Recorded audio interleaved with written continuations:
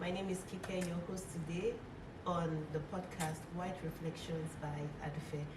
White Reflections by Adufe is a show that delves into the complexities of life and modern day living, family dynamics, and every other aspect of life where people face different challenges. And like I've always said, I try to bring people on the show to talk about experiences, their real life experiences. Perhaps in the process, somebody going through something similar can benefit from it. Today we'll be talking about a topic that is very interesting. Yes, interesting because a lot of people do not even subscribe to it, but it's something that we really need in our society to help us, move forward. Yes. And joining me on the show today is Dr. Mrs. Yetunde Adeniyi. Yes, she's been on the show before, and of course, she's here again to help us with our wealth of knowledge when it comes to counseling, therapy, and then, marriage problems. Yes. So the topic today is the common. We'll be talking about the common conflicts in marriage, and how therapy and counseling can help couples to move forward and renew their marriage. So Yetunde Adeniyi, thanks for coming on the show. I really appreciate it. Thank you so much. You're welcome. Good morning, viewers. Thank you. I'm happy to be here again. Thank you so much. So I'd like you to introduce yourself once again, Okay. because I know, and like I always say, the list with you is endless. I do not know how to do that, but I'd like you to introduce yourself once again. Okay, so good morning once again. I'm a psychiatrist by profession, but I work with families a lot because of the fact that I work with children and adolescents. So we usually will say that children are the windows to the families. So when you say a child, you are inadvertently seeing the entire family, at some point. And one of the things that have been that have come up many times repeatedly are the fact that when children are having problems, you should look into the parents. Most of the time, the child is just telling you that my parents need help through their behavior, through their actions, and so on. So I have worked with families a lot, with couples trying to resolve different conflicts. Some are more recurrent than others. I'm sure we're going to talk about that as we go on the program. So I'm happy to be here again, like I said. Thank you very much. Thanks for coming again. Yes, Dr. Adeniyi, I'd like to ask, do people subscribe to counseling and therapy when it comes to marital issues, marital problems in Nigeria? So I would say the overall, it's difficult to say yes or no, but if you want to tilt to a side, it will be more of a no. And I think that's because basically the way our society views things like counseling and going to see a therapist and all of that. And of course, it has improved over time. In recent times, people tend to want to seek for help. But overall, it's not usually that the couple will come and say, okay, we want to see a therapist. Is it that maybe one of them has a major problem, maybe like a mental illness, or a child, like I said, in the family has a problem, and then all these things start to come out. So when that is happening, then it's easier to offer therapy and counseling and all of that. But primarily for a couple to just get up one morning and say, oh, we want to go and see a therapist or a counselor, it's very rare. It's not common. Okay, so is there a difference between counseling and therapy? Well, counseling, there's a big difference. Counseling is when baseline you're just trying to sort out issues with what you have. A couple has presented to you and you're saying, oh, this might be what is going on, and you're trying to offer some advice. But therapy is a lot deeper. You want to look at individual lives. You want to look at where they're coming from.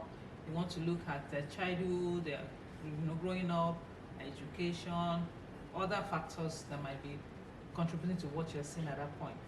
And there are different types of therapy that can be offered depending on what the problem is. So they're a bit different, But even just for people to go for counseling is a lot of problem because of, like I said, the way we're brought up, the way the society will view those things. It's not something that you want to say in the open. Or like what happens. And I know people would rather go to church. They rather go see a pastor, the pastor's wife, wife or an elder in the church to come see what is going on within their family, rather than taking the medical route of professional. Yes. And I do know that when couples are in therapy, a lot of eating things will start to come up, and maybe for that reason, a lot of people shy away from it because there's a lot of emotions that would be, reawakened, a lot of repressed emotions and all of that. And I do know that, well, basically for most men, they do not want that side of them coming out. So it's always difficult for you to drag, your other half, to go for counseling or therapy. But I want to ask you, what are the common problems in marriage? In your line of profession, what are the common problems that you've seen couples come up with? Okay, so the list is endless. Okay. But we have, like I said, we have some that are more common than the others. One of a few of the ones that are common are things around sex, sexual problems, things around finances when it comes to handling money, what kind of pattern or what kind of method are we going to use in the family. And another one, maybe like a distant thought, is when there are issues with extended family members trying to interfere in the family because we are that's who we are. We are like a communal people. You're not expected to just have your own family to yourself. So people want to come in and see what is going on or to offer their own advice. So those three top on the list, but we have a number of other some other ones that might be linked to the first two, sexual issues and financial issues. My issues might be things around infidelity and so on that might be a problem within the family. Okay. So I want to ask, before we delve into that, because our focus is going to be on sex and intimacy in marriage, yes, and then financial infidelity in marriage as well. But before I start, as a counselor, as a therapist, would you advise a couple to retain their individuality in marriage? What I mean by that is this. We assume that once you're married, you become one. And by one, a lot of people would say you have to do things together. You have the same set of friends. You have probably set up a joint account. You do things together. You cannot do something that the other person doesn't approve of and all of that. So, but then I do have friends who have marriages where they know everything about each other. They can, of course, they know each other's password. They can go through each other's phones and all of that. Yes. So what I'm saying is, in marriage, should spouses retain their individuality, maintain a life outside marriage? Okay, so the thing is, there are variations to what you just described, and as much as possible, whether we're married or not, we're still individuals. So there are things that are peculiar to us, irrespective of how we want to be close to our partners or spouse, because there are certain things that you can't change. For instance, there are certain food that I don't like. The same will go for my husband. But there are things that when two people have decided to say we are married, certain things are sacrosanct that is needed to help the marriage to stay healthy and continue to function normally, flourish. I mean, like I said, variations will come in, different levels and different degrees. But the bottom line is that there has to be a lot of openness. Spouses will have to be, you need to be open to each other, because once there's a lot of secrecy, a lot of things that one person is hiding from the other person, there are bound to be problems. As regards joint accounts, that's also an option, but as much as possible, there has to be some form of cohesion in terms of finances if you want to move forward. If we are two and we are doing things like we're just doing what we like with our money, it's not likely I will be able to come together to say, let's consider a project. Are we going to do this? Are we building a house? Are we? I mean, if the man is so rich that he has a lot of money, he might want to do that on his own. But generally, most people will have to come together, pool resources together to make some meaningful headway in terms of what they need. How that will now happen will then vary across the board. Some will say, I need to know every penny you're spending, which is an option. Some will have some common arrangements. They say every month you bring this, I'll bring this, we put it in a joint account. What happens to the rest is none of your business. Some would just say, okay, when there is a need for a project, we come together and bring from our different savings, and then we execute that project. There is no template that is said one is the best or above the other. What is important is that there is a lot of cooperation, there is openness about, even when I'm saying that this is my money, as to a large extent, I should still be able to say to my spouse that, oh, that money I use it for so and so and so. Because when partners have things that they are hiding, or they are doing things behind the other person's back, it usually will lead to a lot of problems. A lot of problems in the marriage. Yes, so that's one. The other thing about phones, again, it varies. Some, like you said, will not go near each other's phones. That is an agreement, if that's what they want and they're happy with it. Some people will take permission to do it. Some take permission to do it in what regard? Now, are you going through the phone because you do not trust your husband? Because not going through my husband's phone is not as a result of not trusting him. It's out of self-respect and boundaries, knowing fully well that, okay, you deserve some form of privacy as much as, so taking permission to go through your husband's phone. It could be for anything. Sometimes, you know, when I said that some people don't touch each other's phones, it doesn't matter what they want to do. Sometimes you just need the phone for some other things. Maybe you want to check if somebody's number or somebody's contact, that's fine. Sometimes you take the phone because you know that you also trust him, that there's nothing there for you to see. That's also a level of trust. A level of trust is to, I don't want to check because I know there's nothing. Another level of trust is I'm checking. I'm not going to find anything. And what if you find? What if you find? Depends on what you find, and it depends on who you think the person is to you. Sometimes you find, and then you when you find, it might actually help to put, if there's going to be a problem, it might actually help to put a stop to that problem at that time, rather than you waiting to say, oh, okay, I trust my husband, and then before you know it, there's a lot of problem and it's too late. So it varies across board. Some have no boundaries. I mean, when I say no boundaries, I mean, it doesn't matter. I can give you, the husband can give the wife the phone within the house, might be outside, and the wife is with the phone. The husband might, it varies. Some is no, you don't touch. It might be as a result of experience, might be how they started from the beginning, but what works for one person might not work for the other person.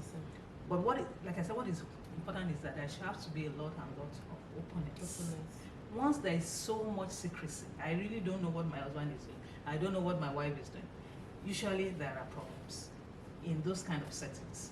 So there are different arrangements in terms of finances, in terms of what we do with boundaries, in terms of having friends. Exactly, I was going to come to that. If we agree that we should have the same friends, a common friend, that's an agreement. You can share a few, but must you have the same set of friends? It's not likely, because I've had friends before, way back. Exactly. But we can bring those friends forward and say, this is if we are partners, I should be able to know those important friends you've had over time. Over time. And then we become friends. You know, I become friends with them. You become friends with my friends. But is it important? Is it a must? Well, I think it's important, especially when you're talking about the opposite gender. Okay. You know, I can have my friends, my female friends, and then it's okay. But if I have a male friend, and I'm bringing a male friend forward, or I'm meeting a new male friend, I think it's ideal for my husband to be aware. Once I start to hide, to say I don't want him to know about this person, usually there's a problem. There's a problem. Because it's very easy to, I mean, the joy is, we have many friends, and then my husband is part of my community of friends.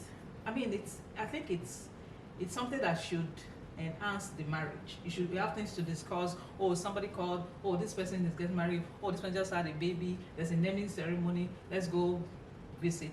Once I'm having a friend that my husband is not aware of, a male friend that he's not aware of, I mean, it might be a platonic friend, that's different.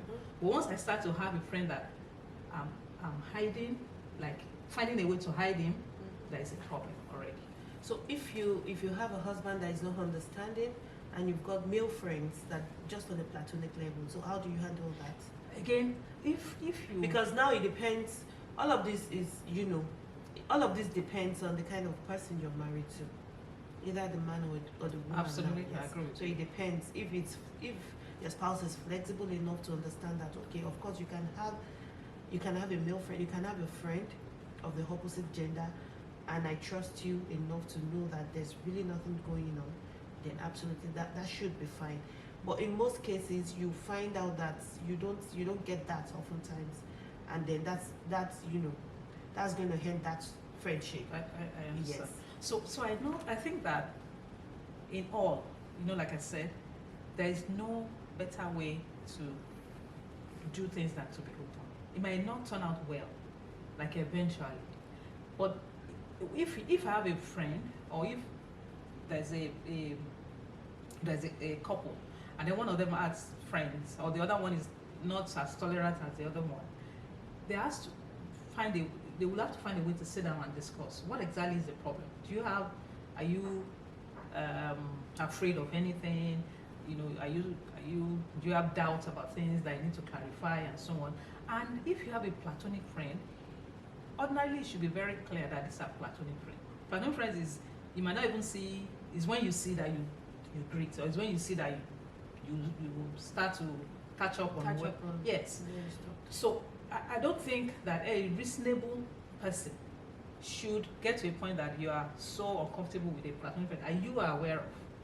Now, from my professional point of view, there are some kind of disorders that will make somebody to not want to tolerate anybody around their spouse. It's a kind of mental illness. Once you get to a point that a man or a woman is so obsessed with his or her spouse, it has become a serious problem, and they need to obsessed and possessive, and then they are constantly looking and checking and on that person's trail, and when they find any tiny things, they are all over the place. Exactly. That is a problem. That's a problem. It's a problem. Actually, when the other one has tried to be as open as possible to you, you are not. It's not like you are finding him or her in a place where you're not supposed to be, or you are finding some kind of conversation. So if you that had that kind not, of problem in therapy, what would you advise? It depends on the severity. Sometimes they might actually need to be treated with medication. If it's yes, if it's serious problem. Some are actually be upset with their wives that when they come back from anywhere, they come and check their bags, they check their underwear. Yes, underwears and all that. They trail them or monitor them all around. Is that a mental? It is a kind of mental illness that needs to be treated. Normal human beings should just have some degree of trust. If you have not had, even if you have had reasons to doubt, you don't then go around checking your spouse's underwear, or following them around, or checking where they've been, what they've done. It's a kind of it's a person that has a problem. Okay. Yes. Okay. Thank you so much. Yes. And I haven't said all you've said so far. I mean, it's a learning curve for everybody, even for me as well. Many years back, I do remember a friend of mine whose husband was, posted out of the country. He actually went for a course, I think in America and all that. And, they had a very good relationship. He spent about a year in America, and all through, she didn't visit. She wasn't able to visit. I wouldn't know what happened in that, you know, context. And then by the time the husband came, he wasn't even making any move on her. You know, there was no intimacy, there was no move, you know, to have sex with her and all of that. And that became a problem, a source of concern. She didn't know where that was coming from. I mean, he's been away for over a year and he's not even making any move on her. And so she addressed it with him and all of that. And then when he eventually got around to making a move and, you know, I mean, having sex with her, in the process, he started to choke her. She didn't know where that was coming from. You know, she was really surprised. He started to choke her and then, you know, became a bit violent and, you know, and she had to stop him in that process, in the process of, you know, getting so really violent and all of that. And then they did sit down and they had a discussion about it. And he said to her, you know what, I think we should change the style of, you know, making love and having sex. I mean, what do you think? Pain, pleasure, you know, all of this. And his sexual perversions started to come out into the limelight. And she was really confused. She didn't know where all of that was coming from. And I can't remember now, she did go to her pastor. I wouldn't know what, you know, became of the whole situation. But I'm asking, if you had that kind of, you know, couple in therapy talking to you about a problem like that, what would you advise? Okay, so that's you know, what you describe is a bit extreme because Yes, and of course, it turned out that he had been involved with another lady while he was away, and you know, for some reason, it tasted forbidden. it's a bit extreme. But the thing is, when you talk about sexual interaction and sex, it's a very wide it's a very wide thing to explore because there is the mildest to the weirdest, you know, what we can do in the context of sexual intimacy or intercourse. What is important is that both partners are in agreement with whatever it is that's going to happen. Anything can happen within that context. Once both partners have agreed and they are of age, it's not a problem. In marriage. In marriage, it's never a problem. Once the problem comes when the partner, one of the partners, is not in support of what the other person is proposing or is trying to do, and then becomes, at some point, might become an abuse or some kind of a disorder for the other person. Now, what you describe has a name in my profession, and What's the name, please? it's sadism. Okay. Because they want to inflict pain on people. Some actually want pain to be inflicted on them. Is that That's a what they mental want. problem? You know, so it could be either ways. So once that is happening, A fetish. all sorts of things. Once that is happening, if the other partner doesn't want, then it has to stop because it's not. I mean, sex has to be between two people. So once it's just one person that is offering and is pushing, it becomes an abuse. So of course, again, there are treatments, there are ways to solve that, especially if the man or the woman that it's involved is ready to come in therapy, and of course both of them will have to come in at some point. But it's particularly worrisome for this case that you mentioned because he's been away for a year, and then he comes, he wasn't ready. Maybe at some point he felt his wife might not be able to tolerate what he has experienced and is likely going to bring forward for her. So the bottom line is that if both of them have agreed, you're never going to have had if the lady was in agreement with it. But once one person is saying, I don't want this, I'm not interested, this is not what I want, then it has to stop. So in that case, what would you advise? Well, It has to stop. What would she do? So first of all, she needs to let him know that this is not what he wants, acceptable, and it has to stop. and then they will have to sit down if they are really like together, sit down and say, so what can we do? She should be able to tell him what the things that she wants. If he's able to comply with those things, that's fine. But if he's still not able to and is having problems with staying within what is acceptable, they would then need to agree on who they want to go and see or how they need to go about the help. I mean, the lady went to see the pastors. I mean, it's okay. Sometimes they are able to resolve a lot of issues. As a matter of fact, as a psychiatrist, we work together a lot with pastors because their members trust them, they open up to them a lot, and so on. And then sometimes it doesn't even go beyond seeing the pastor, and then a lot of things will be resolved. If that has helped, it's okay.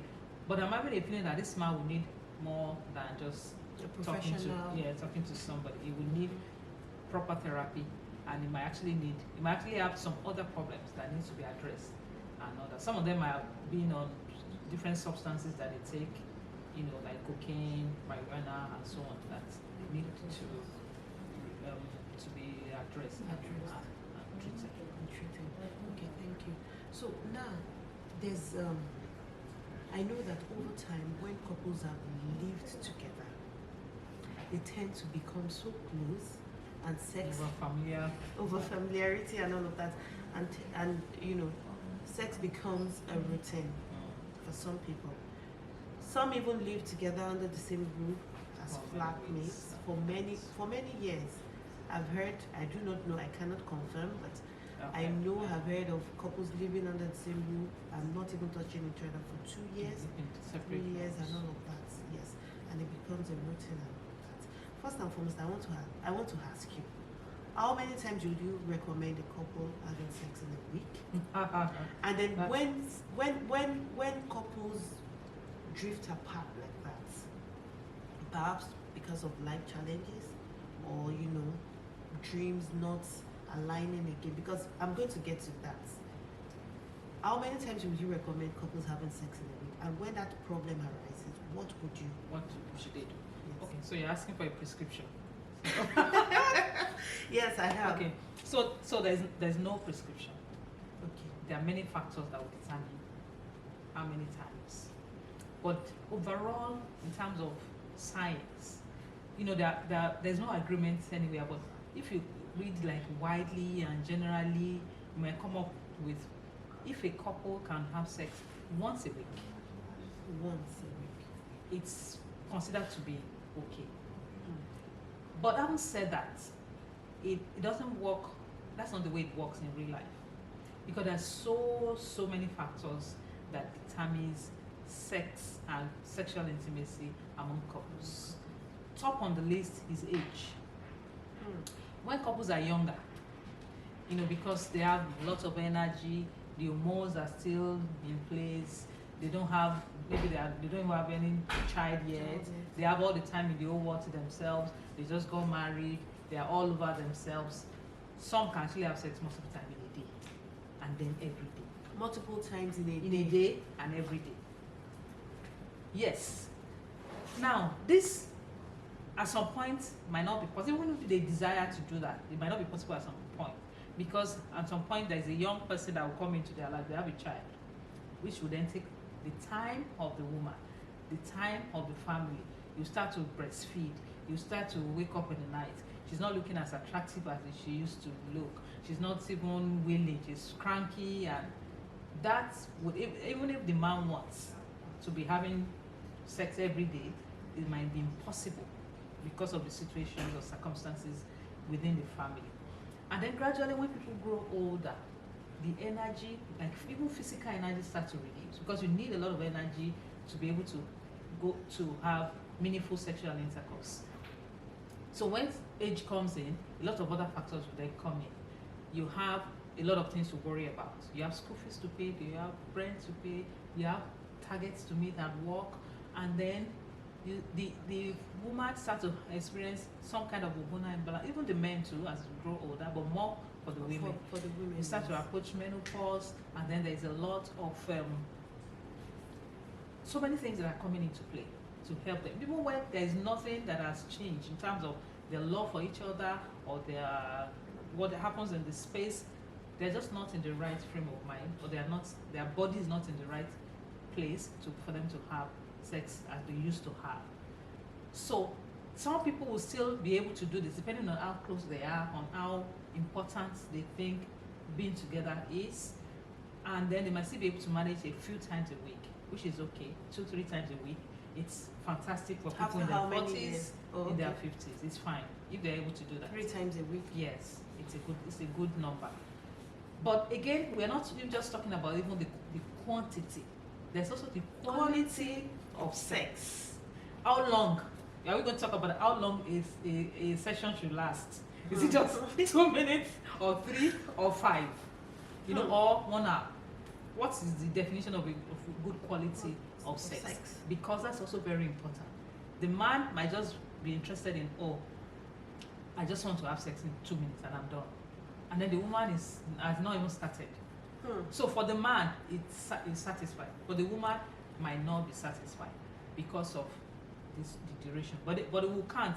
But it happened yesterday. It happened on Sunday. It happened. But the woman is not happy. And it becomes really difficult to address that. Because the man will be wondering, but we're having sex, why are you not happy? So there's so many things that will come in. Sometimes when people have medical problems, hypertension, diabetes, they have other chronic illnesses, it can affect. And they're on medication. On medication can affect the desire. Even the illness itself can be a problem. Then the medication can also then add on to it. So it becomes a problem, especially for the man who might not be able to sustain an erection or be able to last for long as you used to be. There might be a lot of other problems that might And then how do you address that? So first of all is for them to acknowledge that, okay, we might not be as great as we were. We might not be as fantastic as we were in terms of our intimacy, and realize that it's not like we have a problem. It's just that this is the time that we are in.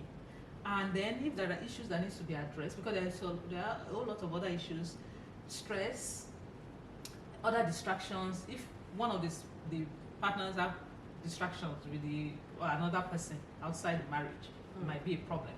If there's a lot of work that the person needs to do, so you have targets. For instance, when a man has a target, a woman has a target to meet up at work. It might be difficult for them to program their mind to get to the level of arousal and then be able to satisfy their partner. They're just wondering, why don't you understand? Why can't you just let's forget about this for some time? And so what is important is for the two people to discuss. It's very important for them to have discussion around this and to say, we don't have it. It's not that there's a serious problem. It's just that things are not the way it should be. At some point, it might pick up again. So that's why it's important to take a break, go for vacation, travel, leave a lot of things behind, be by yourselves. And renew what it is that was helping you to tick or to be really close. In the past. So a whole lot of things would come together to dictate how many times, and then what is the quality of sexual intercourse that a couple is experiencing. Thank you very much. I do want to ask, when marriage, when you start off in marriage, oftentimes your dreams and goals tend to align. Yes. And then you're looking in the same direction. My husband wants this. Okay, so let's go this way. Let's go, towards this direction and all of that. But then along the line, you find out that maybe 5-6 years down the line, your dreams start to, you don't align in terms of dreams and goals anymore. Your husband is either looking this way and then you're looking that way. Somebody is tending to be more flexible in their way of reasoning and all of that, while the other person is just rooted in what they believe and all of that. And then when things start to happen like that, a particular sometimes it affects somebody more than the other, because you tend to feel unfulfilled in terms of pursuing your dreams, your goals, and your purpose. And then you're either being drawn back by this other person. Yes. And I've seen a lot of women. Now I'm saying women because we always have to take the back seat, especially when it comes to our dreams and our goals and aspirations, because we are supposed to be at home tending to the kids and tending to the family. So how do you become fulfilled in marriage? In this circumstance. In this circumstance, without having to break a lot of Into a fight or yes, going war. into a fight or war. How do you tend to fulfill your dreams? Okay, so I think that's something that could happen, and it could happen to a lot of people. But I think the most important thing is for the two people to be able to sit down and discuss about these things. It's even really difficult for two people from different backgrounds to come together and say, oh, this is this one thing I want to do, and they continue to do it for life. It's very tough. What is realistic is that one person will get tired at some point. He might have been doing it because he wanted to support, but at some point will feel, I'm not enjoying this. This is what I really want to do. So at that point is when they need to sit down. If it's not something that is illegal or something that is totally out of what they can do or what is expected that the person should do, I think they should find a way to get it done. And it's not like it's going to affect the marriage in a very drastic or negative way. They should sit together and plan, and then the partners or the one that seems to be fine should understand with the one that tend to be complaining about this thing. I want to do that. I want to open a shop. This is what I want to do. They should listen and say, okay, this is really what you want to do? Do we have the resources? What is it going to cost us? What are the benefits we are going to get from it? We just look at things in a positive way and move forward. But sometimes it's very difficult, especially if they've been doing one thing together, and it's getting to a point that especially the man might start feeling you want to now be on your own. I mean, or what is going on? Why are you just suddenly changing your mind about these things? And then that can cause a lot of problems. So it's most important is for them to sit, communicate, discuss, and then see how to take things forward. Okay. So I want to talk about financial infidelity. Yes. I do know that when it comes to individuals, we prioritize different things, and of course, I might be a partner who loves to buy things, material things, and then my husband might be the one who is laid back, who doesn't really want to splurge on material things, who believes in keeping his money or something. And then when you set up a joint account, you realize that it's not working because this person is spending more than half of the money that we're putting in there for something else. Yes. And I've also seen cases where along the line the man may, of course, all of a sudden develop a particular habit that is eating so deep into the finances, and then the wife is saying, oh no, I mean, we can't continue like this. I've seen a case where the man all of a sudden just started just developed interest in lottery, and he would use every penny to play that lottery, and he never won, but he would use every, and the woman got tired. She got really frustrated, and she had to pull out. So what do you suggest? What would you say as a therapist to such? Okay. So the thing again with finances is almost like what you have with sex. It's just that this is something physical that you have to give. There are different variations. Some are just, they are living, both of them are doing things differently when it comes to finances. No common cause, no common project, nothing comes together. So you take care of. So what do you mean when you talk about project? Project like building, car, depending on how where they are, car, school fees, planning, major for the children, vacation, all those things. Those are projects. We have day-to-day expenses. Those things are not considered as being projects. So within the family, what some people will do is to tackle those things when they come. There's no major plan. So when there's a need for us to get a new car, if the man is able to just buy the car, it's fine. If he's not able to, and the woman feels, okay, I want to give you 50,000 out of the money. That's it, you know.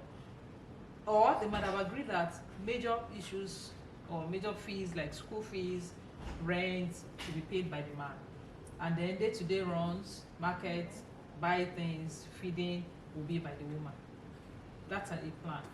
Some are a bit more structured in terms of this joint accounts. That, for instance, if the man earns 100,000 a month, they can say 20,000 of the 100 will go into this joint account. The woman will bring maybe 15 or 10 to it every month. That's it. Nobody touches that. The remaining 80 for the man or 60 for the woman is for them. They are not asking what is going to happen to that. So I can buy whatever I like with my 60,000. He can buy whatever I like. So you. That's another level. Some other level is that they are completely. One person will know what is happening to the other person, totally, and it's a level that is a bit usually more difficult, because sometimes when that is happening, you have to be able to sacrifice a lot of things. Even if you want something, you are not able to do it because the other partner needs to approve before you. You want to buy, he has to approve. You want to do, the other person will have to know. That's a bit very difficult. And it's like I said, one might not be superior to the other one. It's difficult, but it's doable, right? Absolutely doable. But is that not putting you in a position where, I don't know, either ways, is that not putting you in a position when where when we're talking about checking phone or not checking phone, this is like the flip side of it when it comes to finances. When a partner knows everything about you, it's not when you have to take permission for almost everything that you want to buy. You want to buy fuel, the other person will have to know that you're buying fuel. So are there couples like that? There are couples like that. So I'm an example of that. Okay. Because if I show you the ATM card that I have, it's my husband's card. Okay. And he has mine. Okay. Because that's what we practice. That's the way it has been. So when I'm withdrawing money, he's getting the alerts. Okay. When he's withdrawing, I'm getting the alerts. And I might be interested. And he has to know what you're buying? If he wants to know, you ask.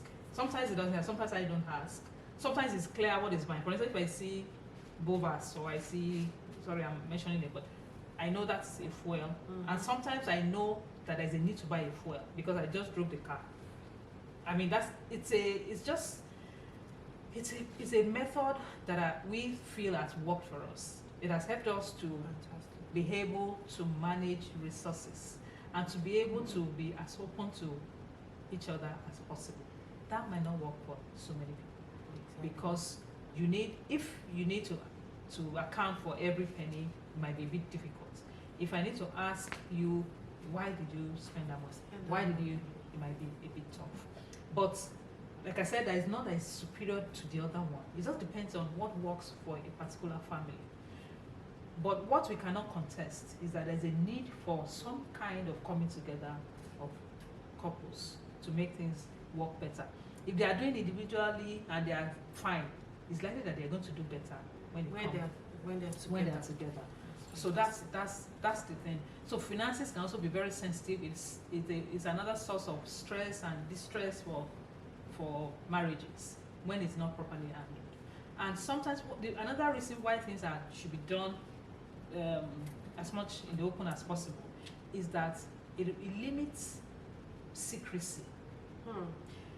Sometimes I've seen that in the movies, maybe in real life, that a woman will build a whole house for over the span of over a year, and the man would not know. I mean, sometimes it feels, there's a good surprise, but I'm just looking at how did that happen? How was she able to do all of that, and then the man wasn't aware for that period of time with that amount of money and that amount of projects? That, to me, will leave room for a lot of other things. We don't know what she's done with money in other places, or he has done with money in other places. So I think as much as possible, I need to know. In fact, some people don't even know how much the other person earns. It's that you don't know what the salary. You don't know. It's something that, like I said, it's not. Maybe they're not doing well, but it's just that as much as possible. I mean, that aspect of your lives, you should know. You should know. It's very important. You should know how much your husband. It's key. Yes. It's I mean, it will help you in planning and knowing what you know you can ask for, you can demand. You know, it's very important. So, very quickly, I want to ask you, doctor, and you have to answer me yes or no. Or you just give me okay. So you're married to a man child. What do you do? What does that mean? A man child. A man is a man, but he's still a child. He's not emotionally matured. What do you do? That's a serious problem. I don't know if I can cope. An emotionally unavailable man. No, I can't cope. A cheating husband. No, I can't. A mommy's boy. I can't. A lazy man. No, a man has to be a man. That's the meaning of a man. A man. Yeah, he must. So he has to be whole. He has to be whole. A cheating husband. No, I can't. A lazy man. No, I can't. Wow. Because a traditional man. Well, that's debatable. I don't know. It depends on what you mean by who is rooted, who is not fluid, who is not flexible in terms of no, it has to how be he flexible. reasons and that's the way life is. It has to be flexible. But of course, I love a man who is traditional in terms of culture and all of that. Mm-hmm. But if you are not, if you can, there's no way to navigate life if you're not flexible. You have to be flexible and be reasonable as much as possible. But certain things are sacrosanct and they are key to make a marriage work. And when those things are not there, it's just like a joke to me. It's like a joke. And the truth of the matter is that, very quickly, like cheating, those things that you mentioned, a man, mommy's boy, man, child. Yeah, what's the point? We just be doing things differently, or we remain boyfriend and girlfriend. If that's what an emotionally unavailable man. What's that? Marriage is about emotion. Seriously. Exactly. A big part of marriage is emotion. So the man has to be present. You can't be not present. Physically present, but you are absent. We are not married. That's what it means. So we could just have been staying differently and be meeting on the street or something, or be co-tenants, more or less. But emotion is part of what. Sometimes you are deliberate about your emotion. In fact, as a matter of fact, in marriage, it has to be deliberate. You have to know that you have to be available. So you are conscious of it. Deliberate in the sense that. And should you be vulnerable? You can't be vulnerable. Okay. Because if you are like constantly wanting to be right or to be correct or to be, it's also going to be a problem. Sometimes you just say, okay, I know what you've done is not okay, but I'll take it. Based on forgiveness. Yes, based on all looking back and looking at everything, holistically, I will let it go. It's important. Yes. As much as possible. I believe that too. Yes, I believe that. I think it takes a lot of, it entails a lot of forgiveness, and then being able to come back to the drawing board and, absolutely, saying to each other, okay, I've messed up or I've, good somewhere, and then I'm ready to But from everything that you said, it all boils down to open communication. Absolutely. And that is one thing that I have really, really, really, really done. Because sometimes you assume the other person knows what's going on, and they have a different perspective to the whole situation. It's very important, and that will resolve so many other problems around sexual intercourse, around finances, around when you start to talk and communicate. So lastly, I want you to tell me, how can you drag a spouse who is unwilling to come into therapy? How can you convince a spouse who is unwilling to come into therapy, but of course the other one, there's a need for therapy? Okay, so it's usually a very difficult thing, especially when it involves the man. Not being biased right now, just talking about science and experience. So you think men don't want to because especially men in our setting, because they feel, number one, why do you want to go and discuss family matters with a stranger? And then number two, because of a lot of ego issues, especially when they're the ones that are at fault, they know. So they don't want to come, and another woman especially will now be saying, what you did to your wife, this is not how, they feel that's not appropriate. And sometimes they just feel things will go away. That's the way men think, that with time, everything will be fine.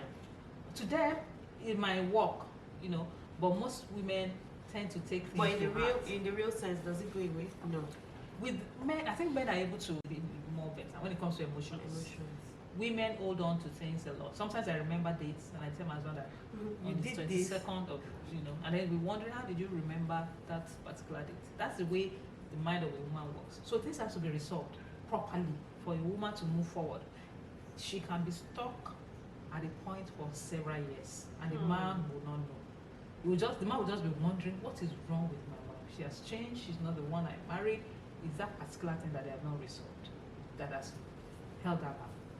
So it's important for that to happen. But sometimes it works. When we started, I said as I see families through children.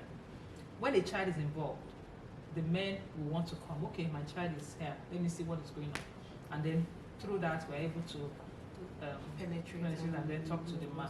But just waking up and say, yeah, let's go with my wife is very difficult. Very, very difficult. It takes time. Sometimes we work with the woman, for several weeks and say, okay, let's see how much you can do. Let's see how much. So when she starts to feel better, she's able to talk from a place of love. And when you're saying things and you're angry, and it's a different thing from when you say, okay, my husband, I love you very much. Let's do, there's this person that I think we can see. You might not like the person, but after a while, maybe it's going to help. Let's just go and try it. Rather than say, you have to come. You don't know what you did. You need help. You need come. They might not. So you might work with the woman to get to a point that she's able to persuade the man to come. So that's an option. Of course, I've seen men also who come. Very, very few to say. Men very, very, very few. The first person to come to say, I think my wife needs help.